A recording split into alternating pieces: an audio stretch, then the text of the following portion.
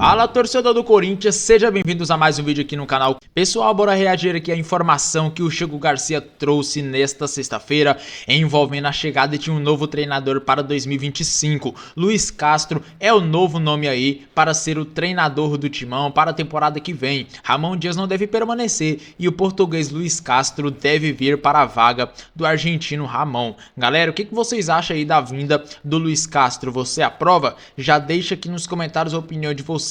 E também comenta qual vai ser o placar amanhã do jogo entre o Corinthians e o Vitória pelo Brasileirão. Jogo decisivo para nós se distanciarmos da zona de rebaixamento. Agora, sem mais delongas, vamos reagir aqui à informação que o Chico trouxe hoje, galera. Como a coisa não para, depois do derby, que era uma vitória fundamental para as pretensões do Corinthians, especialmente ainda em permanência na Série A, classificação para a Série A do ano que vem, era isso que importava no derby, 3 vitórias seguidas, um momento de afirmação e uma vitória sobre o maior rival, ainda mais impedindo praticamente o maior rival de ser campeão brasileiro, tricampeão brasileiro consecutivo. Foi isso que aconteceu. A importância do derby é essa.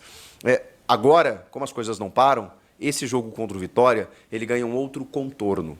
Quando a gente fala em projeção de Sul-Americana, Libertadores, o Corinthians poder olhar um pouco mais para cima, e pode mesmo, pelo momento do time, pelo que aconteceu na última rodada. Gente, é inexplicável o que aconteceu nessa última rodada. Todo mundo abaixo do Corinthians perdeu.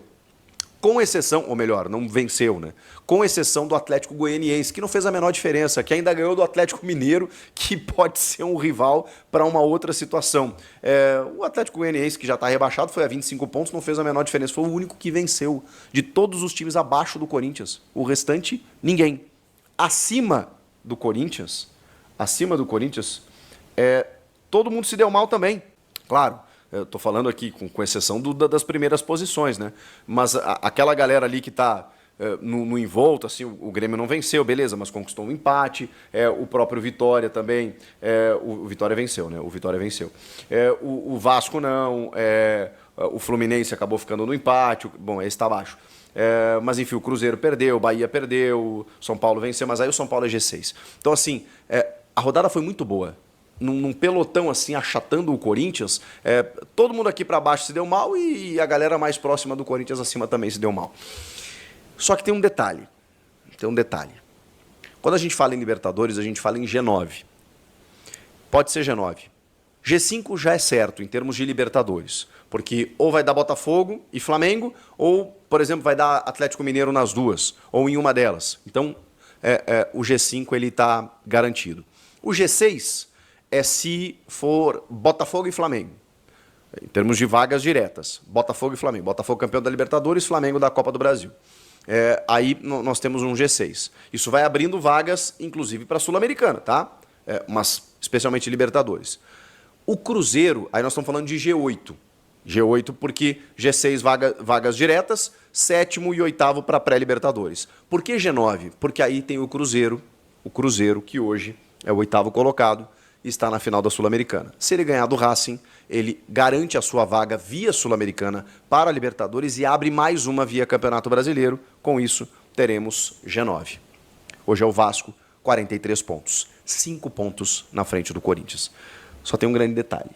Eu estou percebendo uma dificuldade tremenda do Cruzeiro de Fernando Diniz, mesmo que tenha vencido o Lanús na semi, de bater esse Racing. Esse Racing que, inclusive, eliminou o Corinthians. Não estou vendo essa perspectiva. O Cruzeiro de Fernando Diniz tem uma vitória em 16 jogos. Então, assim, gente, existe a possibilidade de abrir G9, mas pelo que o Cruzeiro está jogando, eu diria para vocês que não é a tendência. Mas beleza, o Corinthians não tem que se preocupar com isso. Até porque, né, estamos falando talvez em G8. Bom, G8 aí é 44. Bom, são 6 pontos do Corinthians para o Cruzeiro hoje. Dá para buscar? Dá. Então, assim, a questão é, a má notícia dificilmente vai ser G9. Pode até ser, mas eu não estou acreditando nisso. E o Corinthians não tem que acreditar nisso, ele tem que fazer o máximo possível para, enfim, né, chegar nas primeiras posições e, quem sabe, beliscar uma pré-Libertadores. Segundo, aí tem a boa notícia. É muito possível o Corinthians chegar nessas posições pela tabela que o Corinthians tem. Quando eu tratava, em termos de fuga do rebaixamento, uma tabela possível do Corinthians, eu falava de jogos como o Atlético Paranaense tem que ganhar, Cuiabá fora, é fora, mas tem que ganhar. O Palmeiras, a gente não sabe o que vai acontecer.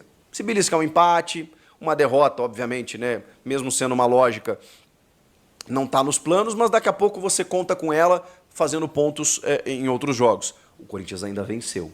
Então ele já inverteu a lógica, ele já mudou a curva, conquistando pontos e uma vitória num jogo em que a gente talvez até nem contasse. Agora, os próximos jogos, o Corinthians venceu o mais difícil, que era o Palmeiras. Os próximos jogos, eles são muito vencíveis, mas assim, muito. O Vitória fora é um jogo difícil, tá? Barradão é complicado, o Vitória está numa ascensão, está com a mesma campanha do Corinthians nos últimos 4 jogos, do Botafogo e do Inter, que são os líderes do retorno. O Botafogo e o Inter são os líderes do retorno. Então, para você ter uma ideia, o Vitória está com essa campanha, mas o Corinthians também. Só que o jogo é no Barradão, tá? Então, esse é um jogo mais complicadinho, mas dá para ganhar. Dá para ganhar. Vamos colocar elenco na ponta do lápis? A questão da evolução do time, das condições que o Corinthians tem, dos jogadores que o Corinthians tem para poder vencer o Vitória? Não, né? Não tem comparação. Então, dá para ganhar. Pode ser que o Corinthians tome um pau lá, depois de 3 vitórias seguidas. Pode ser, o Campeonato Brasileiro está muito maluco. Mas, na tendência, o Corinthians pode ganhar do Vitória fora. E aí depois, ele tem 2 jogos em casa contra o Bahia, depois do Vitória é o Bahia, acho que é Bahia e Vasco, né? Não, Cruzeiro. Cruzeiro, que eu acabei de falar, o Cruzeiro não está jogando nada. Perdeu para o reserva do Flamengo, como tem perdido para todo mundo. Está se atrapalhando. Contra o Criciúma, está se atrapalhando. É o jogo em casa, na Neoquímica Arena. Então o Corinthians pode muito bem vencer esse jogo. E também, na sequência, o Vasco. Pô, se eu não imaginar que o Corinthians possa vencer o Vasco, então ele pode vencer Cruzeiro e Vasco na sequência, em casa, 2 jogos em casa. Além desse jogo fora contra o Vitória, que, beleza, vamos colocar um empate, que ele pontue. A gente está falando aí de 7 pontos nos próximos 9 a serem disputados. Claro que tem os outros times aí que estão também brigando pelos seus objetivos. Mas, gente, a questão é que até o final do campeonato, eu acho que o Corinthians pode vencer praticamente todos os jogos. Que aí depois ele tem o Criciúma fora. Pô, não dá para ganhar do Criciúma fora? Não dá? E aí na penúltima rodada, o Corinthians tem o Bahia em casa. E depois o Grêmio fora. Sabe-se lá o que o Grêmio vai estar disputando. Talvez esse seja um jogo mais complicadinho, mas o Corinthians sempre dá bem lá, se dá bem contra o Grêmio lá em Porto Alegre. No ano de 2017, quando foi campeão, ganhou lá. No ano passado, quando estava brigando pelo rebaixamento, ganhou lá, com um jogador a menos. Então, assim, não dá pra gente dizer, não, o Grêmio já ganhou esse jogo. Não. Até porque o Grêmio também não está jogando lá essas coisas. Contra o Bahia em casa. Olha o Bahia. O Bahia derreteu no segundo turno. Então, nós estamos falando de uma tabela, gente. Eu não tô aqui querendo dizer, meu Deus do céu, o Corinthians e o Real Madrid vai ganhar de todo mundo, mas essa tabela especificamente, com esses times, com esses jogos que o Corinthians tem nesse momento do campeonato, com o que o Corinthians está jogando e com o que essas equipes estão jogando, não dá para ganhar. Então, alcançar essa pontuação, por mais que isso parecesse utópico há, sei lá, 1 mês, 3 semanas, é muito possível, gente. É muito possível. Então, dificilmente vai ser G9, não contaria com isso, mas dá para chegar no 8º. Dá para chegar no 8º. E aí você tem 2 fases eliminatórias antes da fase de grupos. Eu sei, o calendário ano que vem vai ser uma loucura. A CBF quer achatar o estadual, começando em janeiro, por conta do Super Mundial lá no meio do ano, né? Trazer o brasileiro para março, né? O Campeonato Brasileiro para março. Então vai ser uma loucura, porque vai ter que se adaptar também às questões da Conmebol. Mas 2 fases eliminatórias antes da fase de grupos, 2 partidas com a Neoquímica Arena lotada, bilheteria, autoestima do torcedor, classificação garantida para a Copa do Brasil por conta dessa vaga na pré-Libertadores. Só vou dizer isso para vocês. Dá. Questão é, se termina numa pré-Libertadores, será que o Ramon e o Emiliano Dias eles ficariam valorizados ao final do ano? Provavelmente sim. Mas se trabalha muito com a hipótese, mais do que hipótese, né? Com a possibilidade muito real deles não permanecerem. Mas tem um cara lá que é meio defensor, que ergue uma bandeira para a comissão técnica atual, que é Fabinho Soldado. E esse cara ele tem um poder um peso muito grande nas decisões, tanto que o Augusto Melo praticamente entregou a chave do vestiário para o Fabinho e ele capitaneou as contratações, acertou muito, tá? Acertou muito, especialmente nessa última janela do meio do ano. E Hugo Souza, Carrilho, jogadores que chegaram agora, o Memphis, foi muita habilidade também do Fabinho nesse sentido. Então ele é um cara que está com moral e ele defende muito a atual comissão técnica. Então será uma voz ouvida, tá? Nesse sentido. Mas também a avaliação ela está sendo feita e internamente não há unanimidade. E a palavra final é do presidente, tá? Então existem contatos que são naturais, eles não são. A gente não está falando de propostas, a gente está falando de contatos que são feitos via staffs desses treinadores. E que tipo de contatos são feitos? Conversas, como é que está a situação? Alguns estão empregados, outros estão livres no mercado, toparia trabalhar, vai fazer o que o ano que vem, já recebeu outras propostas, já assinou. Não, eu estou vendo a minha situação aqui, mas daqui a pouco eu te ligo e tal. É isso que está rolando nesse momento, com 3 nomes especificamente. E a informação até não é minha. Tem um deles que a informação é minha, mas pode ser de outros colegas também, né? Não estou dizendo que é só minha. Mas eu estou vendo aí o André Hernan, o Samir Carvalho, o Jorge Nicola, especialmente essa galera, e foram vários até, na verdade, né? Falando sobre o nome do Luiz Castro, que está na Bahia em férias e que já recebeu os primeiros contatos. Inclusive com informação salarial, que obviamente não seria baixa, porque ele ganhava, junto da sua comissão técnica, 2 milhões de reais no Botafogo. Depois foi treinar o Al Nassr. E é mais ou menos esse o valor que ele vai pedir para trabalhar no Corinthians no ano que vem. A comissão técnica do Ramon é pouco mais de 1 milhão. Então, é um investimento? Mas assim, a gente está vivendo o show do milhão no futebol, então, infelizmente, a gente tem que normalizar isso, de um treinador ganhar 2 milhões, ganhar 1 milhão, enfim, porque a folha de pagamento do time é mais de 20%. Então a gente está falando de 10% disso. Então, sabe, o Renato Gaúcho ganhou 1,5 milhão no Grêmio e por aí vai. Então, o Luiz Castro é um estrangeiro, o Abel Ferreira, tudo bem, esse vale cada centavo, né, por tudo que ele conquistou aí, mas é 3 milhões de reais para a comissão técnica. É um salário europeu, né, que os caras ganham aqui, mas beleza, se você corresponde, eu sempre falo isso, né? O caro é o que custa 800 mil e que não joga. O que custa 1,5 milhão e te resolve a vida, tá tudo certo. Enfim, Luiz Castro, que topou ouvir, conversar, e a coisa meio que, tá, vamos ver o que acontece, porque depende também do que você vai fazer aí, aquela coisa toda, e esse contato é via staff. O Tite até me surpreendi com essa notícia, tá? Mas a informação é que o Tite ganhou força nos bastidores. Ganhou força no seguinte sentido. O Tite...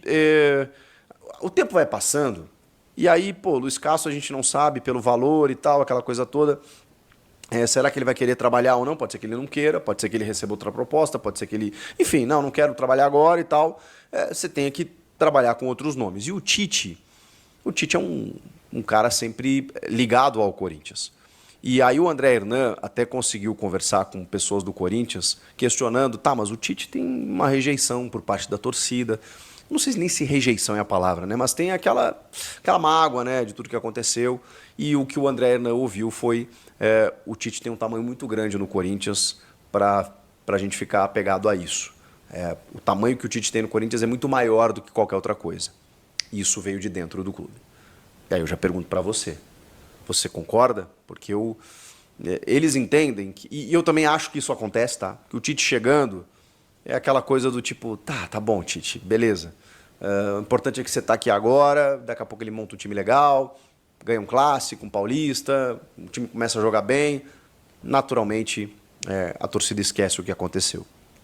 Agora, até isso acontecer, no momento do anúncio, da chegada, vai precisar de uma habilidade aí para contornar o que o Tite, né, em determinado momento, acabou não fazendo. Agora, também nem sei se o Tite quer, né? O fato é, o interesse do Corinthians para com o Tite, ele voltou à tona nos bastidores, do tipo, vamos cogitar o Tite. É isso que está acontecendo nesse momento. Se o Luiz Castro não quiser, o Tite, o Corinthians tem a obrigação de procurar o Tite por tudo que ele representa para o clube. Então, coloquem o Tite aí no seu caderninho. E o terceiro nome, eu já falei para vocês, não sei nem se seria uma vontade minha, mas tô dando como informação mesmo, é Fábio Carille. É um dos técnicos preferidos de Augusto Melo. Eles têm uma boa relação, contatos já aconteceram, não no sentido de vem para cá, não é isso. É como está a situação aí, beleza. E esse contato ele não é nem feito entre presidente e técnico, tá, gente? É via staff. Como é que tá ele lá? Beleza e tal. Não, vamos conversando, aquela coisa toda. Vocês sabem quem é o empresário do Fábio Carille, né? O Paulo Pitombeira. Então não preciso falar muito mais coisas do que isso. É só para vocês entenderem que os contatos já começaram. A questão é, existe uma possibilidade, ela existe. Eu nem sei dizer se ela é remota, se ela é grande, se ela é pequena, mas existe do Carille permanecer no Santos. Isso ainda existe. Porque o Marcelo Teixeira já procurou o Carille para conversar sobre isso. Então eles ainda não decidiram. O próprio Carille não decidiu. Eles estão sentando e conversando. O Santos já conseguiu acesso aí. Agora é só uma questão burocrática aí e tal, para o Santos ver se vai ser campeão, se não vai e tal. E terminar a temporada legal, papapá. Mas o Marcelo Teixeira quer investir muito no ano que vem. Se fala até em Neymar, sei lá, Gabigol, não sei. Mas o Santos vai montar um time forte no ano que vem. E o Carille pode ser que fique. Pô, o cara, né, comeu a carne de pescoço, daqui a pouco vai comer o filé. Pode ser que mesmo assim ele receba uma proposta do Corinthians e resolva sair. O Augusto tentou o Carille antes do Ramon Dias. Só que não houve uma proposta oficial, se eu posso garantir para vocês. Houve um... E por isso que o Carille não se manifestou na época, o que desagradou até alguns santistas, né? Ele não negou o Corinthians, mas não chegou a proposta. O que chegou, mas chegou a... É que a proposta oficial no papel timbrado, gente, é quando tudo já está certo. Bom, então tá, agora eu estou te enviando a proposta. Então, como o Augusto cogitou, viu que tinha uma rejeição aqui e ali, foi lá, voltou e pum, definiu pelo nome do Ramon, ele não enviou uma proposta para o Carille. E o Carille, sem uma proposta, ele não ia chegar lá nos microfones e dizer, gente, olha só, recebi uma proposta do Corinthians, mas decidi ficar. Ou o Corinthians voltou atrás e resolveu não me contratar. O Carille não ia fazer isso. Então, mas houve conversa, tá? E interesse, como está havendo agora de novo. Mas esse é um dos nomes. O Luiz Castro, pelo tamanho que tem, o Tite voltou a ser cogitado e o Fábio Carille, pela predileção que tem o presidente Augusto Melo. Agrada um desses nomes para vocês? Algum outro? O fato é que as conversas já começaram, mas não dá nem para descartar que o Ramon vai permanecer. Eu acho que não, tá? Acho que tudo caminha para não. Mas tem um defensor lá dentro que é Fabinho Soldado, o que pode acabar... o que seria um erro, na minha opinião, porque daqui a pouco vai acontecer o que aconteceu com o Silvinho, com outros tantos, né? Renova, perde um clássico no Paulista ou mesmo o campeonato, acaba eliminado, pum, demite o técnico. Então, começa com outro nome que eu acho que seria o melhor a fazer. Pessoal, o Corinthians segue aí em dúvida, né, sobre o Ramon Dias para a temporada de 2025. Em dúvida se ele vai permanecer ou não, o Corinthians conversa com Luiz Castro, treinador que treinou o Botafogo em 2023, que inclusive deixou o Botafogo em uma situação muito confortável no Brasileirão, né?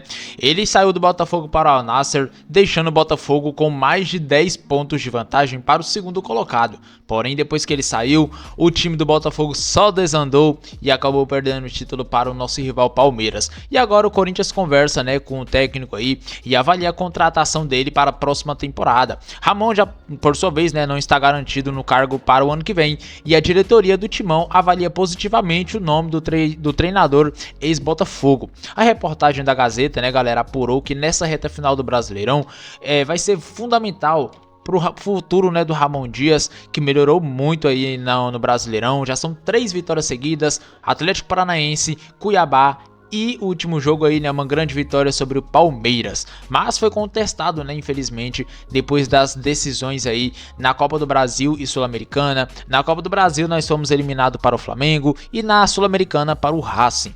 Mesmo sem ter batido o martelo, a diretoria do Timão já monitora a situação aí, né, de um novo treinador e tem o Luiz Castro como seu principal nome para o ano que vem. O empresário, né, e amigo do presidente Igor tem participado aí, né, das conversas com o português. Para quem não sabe, esse Igor aí, ele emprestou dinheiro para o Corinthians, né? Se eu não me engano, ele emprestou dinheiro para pagar algumas parcelas do Mateuzinho, lateral que veio do Flamengo. Apesar de não ter qualquer cargo oficial no clube, o Igor foi até a Bahia, onde Luiz Castro passa suas férias, para abrir aí uma conversa com o treinador. Será que ele vem para o Timão, pessoal? Agora bateu uma dúvida, né? Eu acho que ele tem chances de vir, mas eu não sei se o Corinthians vai demitir o Ramon. Vai depender muito aí de como vai ser essa reta final, né? Vai que o Corinthians engata muitas vitórias e pega uma Libertadores e Copa do Brasil. Aí eu não sei se a diretoria vai querer que ele fique, né? Eu, sinceramente, eu mandaria ele embora, né? Agradeceria por tudo aí, né? Por ter talvez conquistado aí uma vaga na Libertadores. Mas ano que vem eu traria o Luiz Castro. Ramon Dias, ele é um cara que é um bom treinador, mas toma decisões muito equivocadas, né? Tanto é que alguns jogadores ficam às vezes irritados com algumas decisões dele, como o Igor Coronado, né? Que muito pouco entra nas partidas. E aí vai gerando incômodo aí no elenco. Mas vamos ver o que vai acontecer, né? Eu sou muito a favor da vinda do Luiz Castro, mas tem que ter uma cláusula ali no contrato, né? Que ele não pode deixar o time. Se deixar, ele tem que pagar uma multa, porque foi muito terrível o que ele fez com o Botafogo, né? O time lá em cima brigando pelo título e ele foi para o Al Nassr e deixou o Botafogo na mão. Mas vamos ver, né, pessoal? Eu sou muito a favor da contratação do Luiz Castro. E vocês? Comenta aqui nos comentários a opinião. Agora eu vou ficando por aqui. E aquele grande abraço a todos.